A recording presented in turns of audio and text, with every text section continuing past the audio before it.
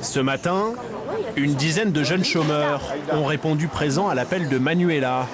Je ne sais plus si je vous ai compté. Une coach recrutée par la mission locale de Montaureau, en banlieue parisienne.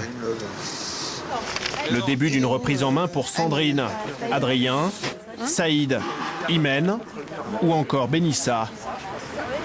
Des jeunes en échec dans leur recherche d'emploi et qui ont peu à peu perdu pied. Nous, on est là pour avoir un boulot et puis pour reprendre confiance en nous, je pense, pour tout le monde. Puis voilà. Pourquoi reprendre confiance en vous ? À force de rester tout seul et à force de se reprendre des portes dans les dents, au bout d'un moment, je pense qu'un petit manque de confiance en soi. J'ai envie de reprendre les choses en main. Vous cherchez un travail actuellement ? Oui, un travail, une formation. Ouais, je suis en recherche d'emploi. Ça fait combien de temps ? Je pense. Ça fait à peu près 2 ans. Quand même. Hein. Peut-être qu'aujourd'hui, vous ne comprenez pas toute la signification, mais en tout cas, le point de départ d'aujourd'hui, c'est le point de départ d'une nouvelle attitude. Donc merci d'être là parce que c'est pas facile de partir sans savoir où on va. Voilà, merci. Donc pour la bienvenue. Cette opération expérimentale va durer presque 1 an. Et puis c'est parti, on monte et c'est parti. Je sais pas où on va, mais on verra. Objectif, mettre ces jeunes sur le chemin du travail. Pourquoi je suis là ? Pourquoi je suis là ? Pourquoi je dois tenir ? La coach a décidé de commencer par un traitement de choc. 3 jours de sport extrême. Pardon de l'expression, mais je te montre plus de mon cul. Hein. Pour se remotiver, apprendre le goût de l'effort et du dépassement de soi. Ils sont complètement crevés, complètement. Mais bon, ça c'est pas très grave. Essayez d'enlever les petites choses qui dépassent. Deuxième étape, revoir la présentation pour faire bonne impression devant les employeurs. Mélanie, on en est où nous ? Allez, comme ça, un entretien d'embauche, c'est pas possible ? Non, ça c'est impossible. Ça vous plaît ça ? Eh, super. C'est chez Emmaüs que l'opération relooking a lieu. Un petit haut, elle est trop mignonne. Avec quelques euros, chacun peut se transformer Qui n'a pas trouvé son bonheur. en candidat idéal. Alors là, ah non, Adrien, alors là, il n'y a même pas photo, quoi. Regardez.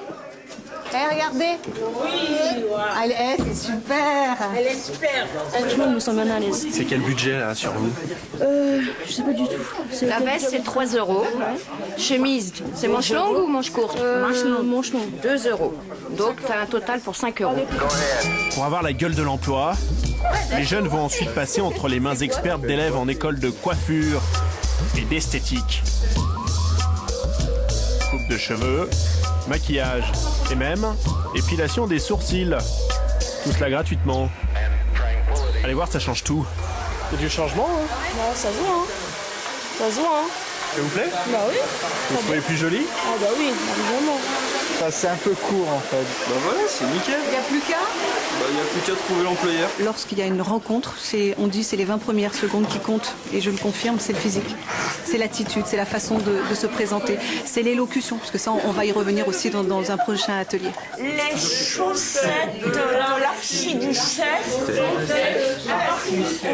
Bien parler et bien respirer pour gérer le trac de l'entretien d'embauche.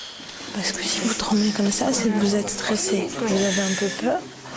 Il faut respirer, d'accord ? Avant l'entretien, vous allez aux toilettes, si vous n'avez pas eu le temps. Un coaching dans les moindres détails, avec une comédienne. Redescendez et vous buvez de l'eau.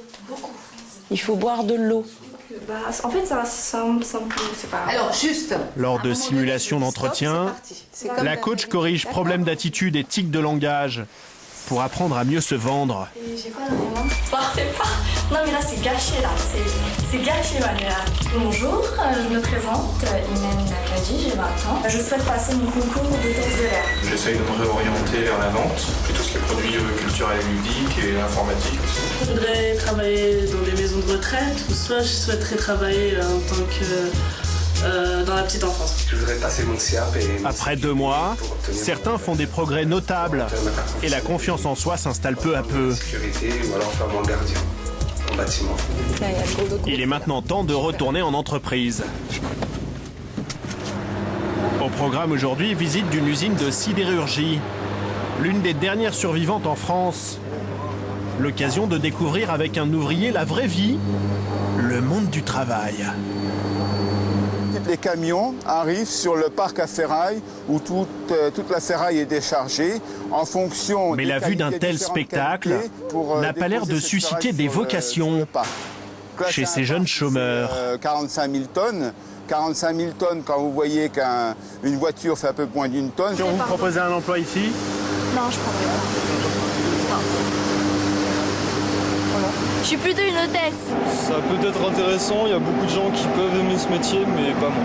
Ça m'intéresse pas du tout. L'industrie, c'est... Ah, la ferraille, c'est pas mon truc, quoi. C'est pas dans mon domaine, quoi. Pourtant, dans cette usine de 300 salariés, on recrute. La direction cherche déjà ses ouvriers de demain pour remplacer les départs en retraite. Ici, il y a donc de l'avenir pour les jeunes motivés. Mais bizarrement, ce n'est pas si facile d'en trouver. Vous trouvez facilement des jeunes prêts à venir travailler? Ça dépend un peu de... Ça n'a pas l'air facile, hein? Comment? Ça n'a pas l'air facile, vous avez hésité, hein? C'est pas toujours facile. Dans le bâtiment, dans l'énergie ou dans cette usine, les recruteurs peinent à trouver des jeunes candidats, malgré 25% de chômage.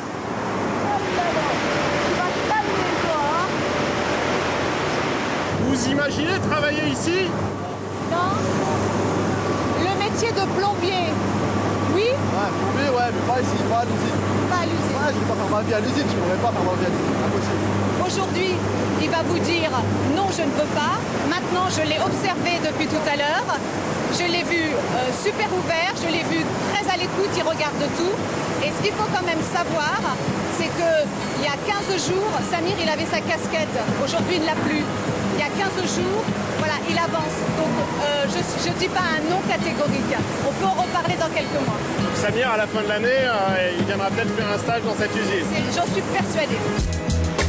3 semaines plus tard, Samir commençait à travailler dans cette usine, un essai au laminoir, en intérim. S'il fait ses preuves, il pourra être embauché en CDI.